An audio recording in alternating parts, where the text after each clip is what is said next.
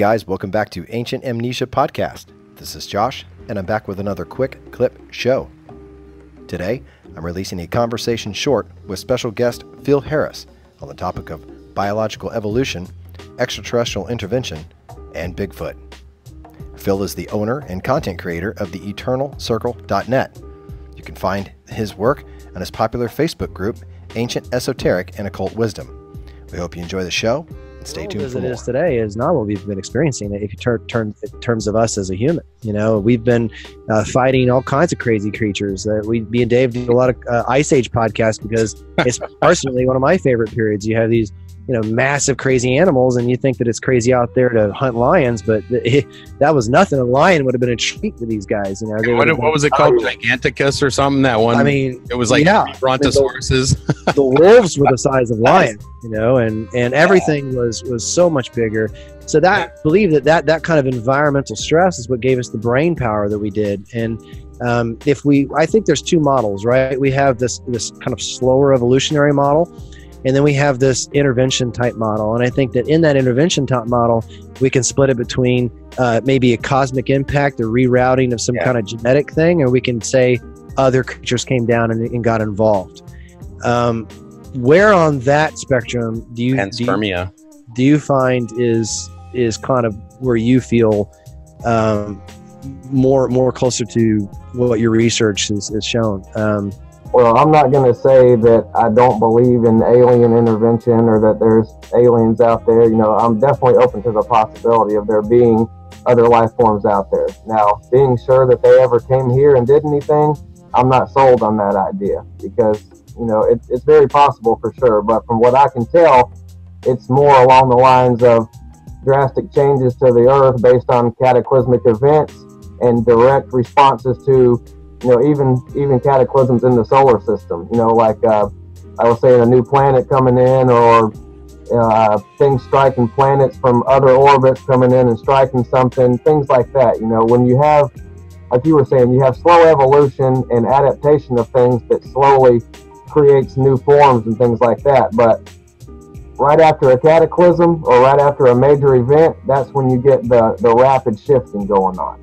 So, if you have a big event that happens, that's when you're going to see, when the dust settles, it might be a few years, 1,000 years, million years later, whatever, but that's when it wouldn't be a million years. After a cataclysm, you're looking at more like decades, really. But, there's going to be a lot of major changes happening quick, along with the slow evolution or adaptation of things.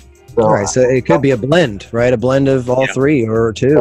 Where it gets mysterious is that, and I have to say it is possible that there was some type of genetic manipulation, is that when you go back and look at evidence, anthropological evidence, they don't really know where these certain types of humans came from. You can see the slow evolution of certain types of species, but then you get to a point where it's just such a major shift at one spot, even mainstream scientists just don't know what happened. You go back, what was it, 30 or 40,000 years to when they say the Cro-Magnon or something. There's been humans like us on the planet, but there was some big change, tens of thousands of years ago that nobody really knows. Now, it's very possible that there was some kind of genetic manipulation and something came here and did that, but it's also very possible that there was some major cataclysm that caused rapid change in genes and DNA and stuff like that. There's a lot of radiation, man. A lot of really strange forces. Yeah.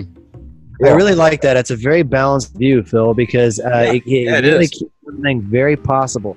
And, it's got to be a blend of some of that, right? Because that's really the only ways things can happen.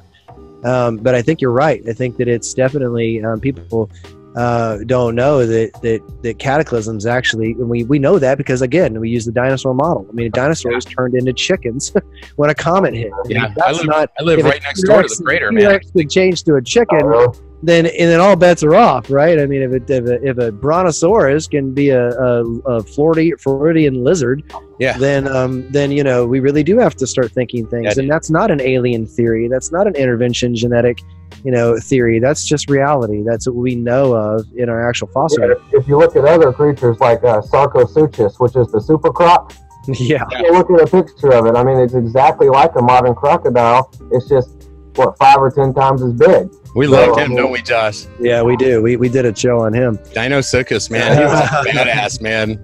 Science doesn't try to dismiss that or anything. They just say, oh, it was some descendant or whatever, but that's just even visible logical proof there that things got much smaller. There was some type of event where the large forms had to have died out and came the newer ones. Now, whether it was slow evolution like they say, or whether it was some series of major events, either one is just as possible. Yeah, very true, very true. And that's what we talked about last time on Bigfoot. Bigfoot is Gigantopithecus, in my opinion. I mean, it's just another, hominid species that got away from humans as they, began to proliferate, and they went up to the Himalayas, the mountains. I mean, if you kind of looked at the research of Lloyd Pye, rest in peace, when he was talking about, here's the regions humans don't inhabit, and it's more Earth than we inhabit. We think that we're everywhere, but we're actually only in the nice cozy spots. And it's like 40%. Yeah. It's like 40%. Somebody yesterday about that. He went somewhere up in Nova Scotia trying to explore this place he had found on Google Earth, and it was just so, you would think it's just a small island, you'd be able to get up to it easily, but he said it was just so overgrown, the ticks were so bad, the conditions were just so extreme, it just could not get to it. And that's why they're finding new ruins. Yeah, that's why they're finding new ruins and stuff all over the place to this day, even with satellites and planes and stuff, because there's just so much uninhabited and unexplored land that people can't or don't want to get to. If you have an option of living in this cozy spot here or trying to get through miles of thick jungle, what are you going to do? Right. I'm probably going for the cozy spot. That's right. And that's also ties into why we've lost so much history, right? Because we've always gone for the cozy spots. And right next to the water, man. Right next to the water, right? And so when things happen, it doesn't take a lot for us to wipe out. I mean, look at today, right? We have all of our major cities right on the water. I mean, if something were to happen and the sea levels would rise, where you're at in Tennessee, you'd be safe. Well, actually, I'm on the west side. Most of Tennessee would be. You're by Memphis, aren't you? Yeah, I'm right on the river, and we're on the biggest you're a goner. fault line in the whole country. On the such a risk to Phil. Nice to know you. Well, Dave, Dave's nuts because he's in Florida, so he kind of Dave wants to die young. I don't know. He moved down there because he doesn't want to live too long. But I forgot I was in Millington. But yeah, that's we used to go to the river. About that a while back. It's flat. It's right there. Well, man. It's right on the water. Yeah, we're not far. Just about 10 miles or so. And that's also another thing. Is that like 10,000 years ago, we know that we had something happen. Now it's looking like common impacts. It looks like we had one 12.6, another one, or 12.8, 11.6. We had a couple things happen, maybe some solar activity, but we definitely know that things shifted. And so even like crustal displacement, right? And so, like you were saying, Phil, that some areas that look snowy and crazy, we used to be tropical, and science knows this through the whole Pangea model, that we know that things are shifting and moving around the plate tectonic. Where did Atlantis go? Where did Lemuria go? So this is why I think this conversation is so good, is because what we're talking about today is just science. This is just what we know. We know that all these things happen. We know that this is all true, that things shift, things come in, they get smashed and destroyed. And from that model, everyone needs to kind of have an open mind, because we have been modern for 250,000 years, this process. How many years does it take? When we look at ancient Egypt or Sumeria, they were only around for 1,000, 2,000 years before they fell. And if you were to go today, you would have a hard time finding a lot of their stuff.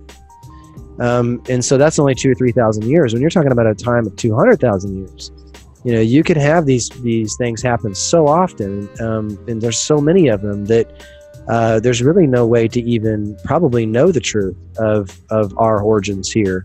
Yeah, I mean, right? I think most of it probably can be known, but it's going to take so many avenues of research and finding certain little things. It takes a very open mind and a lot of investigation, but definitely there's some things that just can't be known for sure. But a lot of stuff can be, but you have to really be focused and open-minded and do the research. That's great advice. Not being able to, really know for sure what was going on at some point in time. Did y'all ever see that show that came on 10 or 15 years ago? I think it was called After Humans or something like that. Oh yeah, I remember that. Yeah. Even our modern civilization now, everything just stopped right now.